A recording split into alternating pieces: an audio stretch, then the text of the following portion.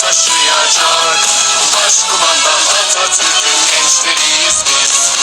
Emanetin eminelerde bizde atam. Daha nice yüzlerce yıl izindeyiz biz. Cumhuriyeti sonsuzluğa taşıyacak.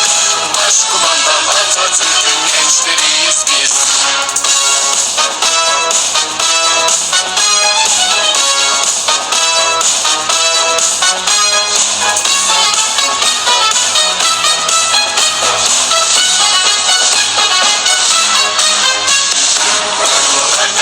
Silah arkadaşları, minnettar kalacak bu ulus size. İstiklal ve kardeşlik olsun andımız. Cumhuriyetin aydınlık çocuklarıyız.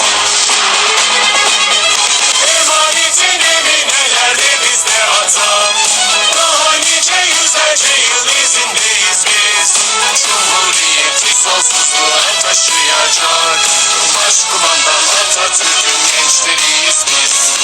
Emanetin eminelerde bizde atam. Daha nice yüzlerce yıl izindeyiz biz. Cumhuriyeti sonsuzluğa taşıyacak. Başkumandan Atatürk'ün gençleriyiz biz. Yurdumuzun dünyanın en mahmur ve en medeni imametleri seviyesine çıkaracağız.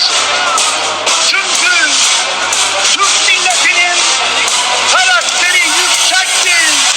Emanetin eminelerde bize atam. Daha nice yüzlerce yıl izindeyiz biz. Cumhuriyeti sonsuzluğa taşıyacak. Başkumandan Atatürk'ün gençleriyiz biz. Emanetin eminelerde bizde atam. Daha nice yüzlerce yıl izindeyiz biz. Cumhuriyeti sonsuzluğa taşıyacak. Başkumandan Atatürk'ün